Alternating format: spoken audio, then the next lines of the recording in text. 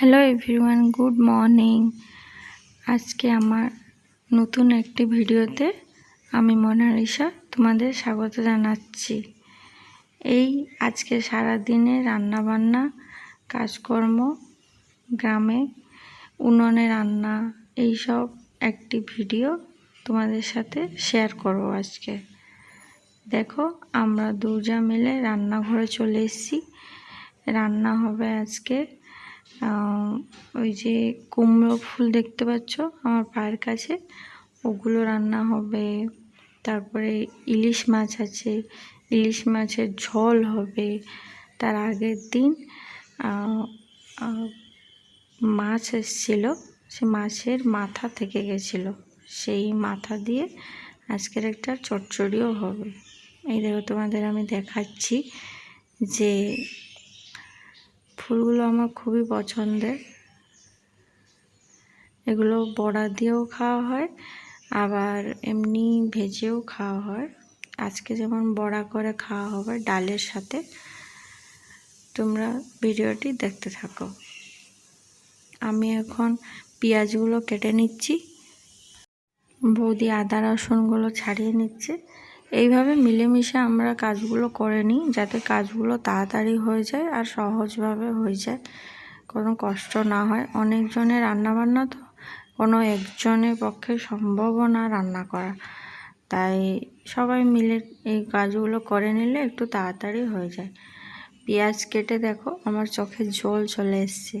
পেঁয়াজে প্রচুর ঝাঁঝ, কারণ এই পেঁয়াজগুলো আমাদের বাড়ির পেঁয়াজ, মানে বাড়ির মাঠেই লাগানো হয়েছিল, অনেক দিন ছিল। আর সেই পেঁয়াজগুলো এখনও আছে, সেগুলোই হচ্ছে, এই জন্য দেখতে পাবে সাইজে একটু ছোট, অনেকটা ঝাঁঝ এই পেঁয়াজে। আমি তো পেঁয়াজ একদম কাটতেই পারি না, মানে চোখে প্রচণ্ড জল চলে আসে পেঁয়াজ কাটতে হলে। তাও সময় পড়লে কিছু কিছু ক্ষেত্রে এগুলো করতে হয়, কারণ অনেকটা দেরি হয়ে গেছিলো। আমরা অনেকটা বেলাতেই রান্নাঘরে এসেছিলাম রান্না করতে, আর তাড়াতাড়ি রান্না না করলে এখন আবার দেরি হয়ে যাবে দুপুরে খাওয়ার, এই জন্য।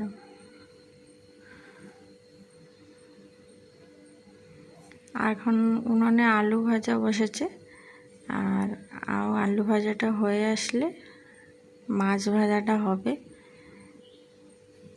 ওই ধীরে সুস্থে দুজা মিলে গল্প করছি আর রান্না করছি। দেরি তো হয়েছে, কিন্তু ওই আর কি, যা হয় আর কি। যতটুকু রান্নার সময় লাগে ততটুকু তো লাগবেই। আমি এখানে বৌদিকে বলছিলাম, তুমি আলুটা তুলে দিয়ে কি ডালের কারেন্ট ছিল না, ডাল ভিজানো হয়েছিল, সেগুলো বাটতে হবে। তো আমি সেটাই বলছিলাম যে তুমি একটু শিলে ওগুলো বেটে নাও, আর আমি মাছগুলো ভেজে দেবো। এই যে মাছগুলো, এইগুলোকে এখন লবণ হলুদ মাখিয়ে নিয়ে আমি ভাজবো।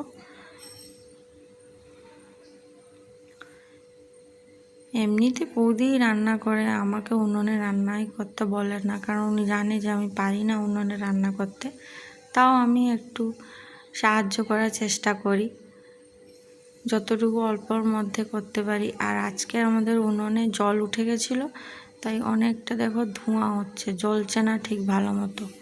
অনেক বৃষ্টি হচ্ছিল সারা রাত ধরে, এত বৃষ্টি।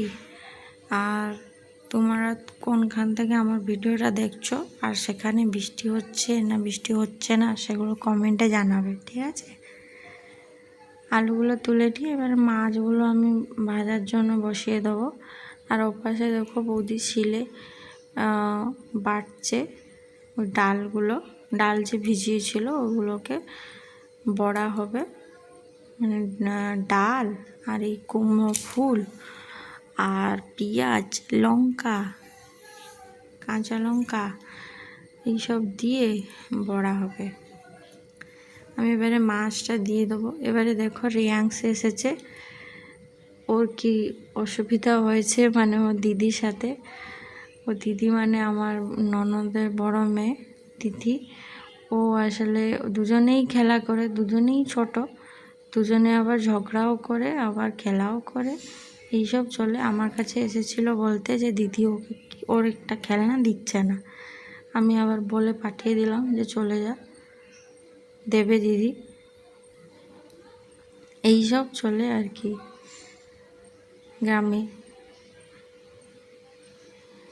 গ্রামে থাকলে মানে সময়গুলো বোঝাই যায় না, কেটে যায় অনেকটা তাড়াতাড়ি কেটে যায়। মনে হয় যেন এই তো কাল এসেছিলাম, আবার এত তাড়াতাড়ি সব এত দিন শেষ হয়ে গেল। এই আমাদের মাছের ঝোল রেডি হয়ে গেছে। যেমন কালার এসেছিল তেমন খেতেও খুব সুন্দর হয়েছিল, টেস্টি হয়েছিল।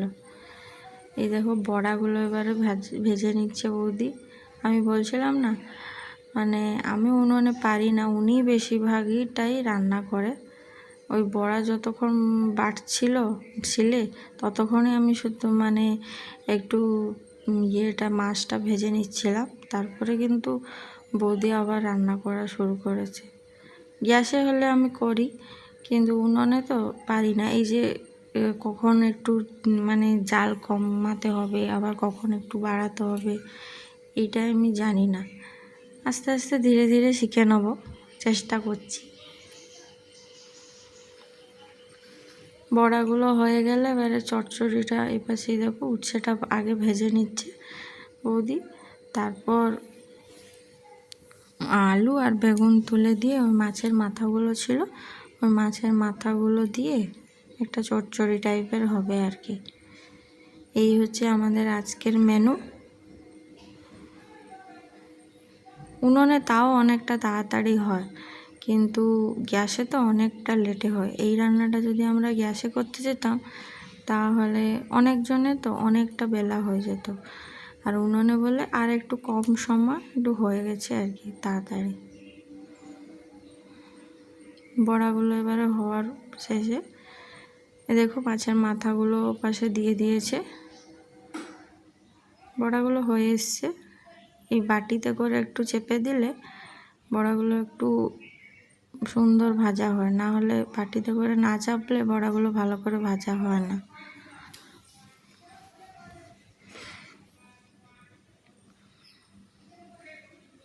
তোমরা কিভাবে কে বড়া তৈরি করে খাও অবশ্যই কমেন্টে জানাবে। তোমরা ভিডিও দেখছো কিন্তু আমাকে কমেন্ট করছো না। কমেন্ট কিন্তু অবশ্যই করো, ভিডিওটা কেমন লাগলো সেটাও বলো, আর লাইকও একটা করে দাও, আর আমার চ্যানেলটাকে সাবস্ক্রাইবও করে দেবে, ঠিক আছে?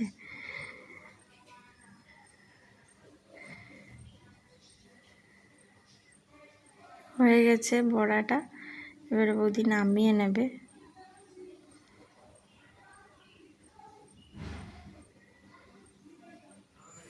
আমাদের গ্রামে তো লোহার কড়াই রান্না হয়, কারণ লোহার কড়াই খুব মানে তাড়াতাড়ি রান্নাটা হয়ে যায়।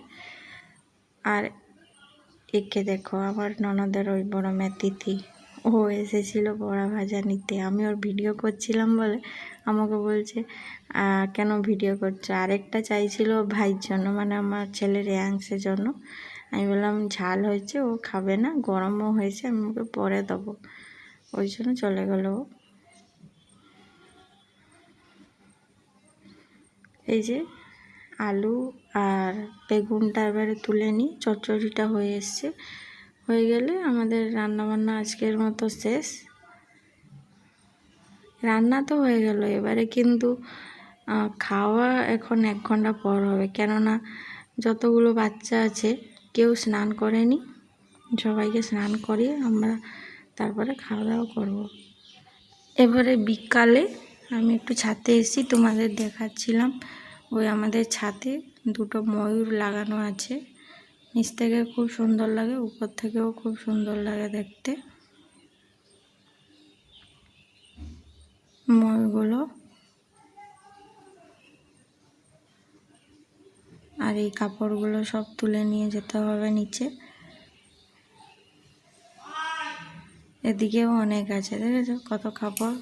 কালকে বৃষ্টি হয়েছিল বলে কিছু ধোয়া হয়নি, আজকের একটু দুপুরের পরে একটু রোদ হয়েছিল বলে সব কাপড় ধুয়ে মেলে দেওয়া হয়েছে, এগুলো শুকে গেছে। আমি তুলে নিয়ে যাব। আর এদিকে পিছন দিকটা দেখছো পুকুর আছে, আমাদের দুটো পুকুর, একটা সামনে পুকুর আছে আর এটা আমাদের মানে ওই রান্নাঘরের পাশে আর একটা পুকুর। এবারে ওই বিকালে একটু পিঠে খাওয়া হচ্ছে, তাই পিঠে কাটা হয়েছে, কালকে যে পিঠাটা হয়েছিল। তাহলে আজকের মতো আসছি, টাটা বাই বাই। ভিডিওটি কেমন লাগলো অবশ্যই লাইক করবে আর কমেন্ট করবে আর আমার চ্যানেলটি সাবস্ক্রাইব করে দেবে।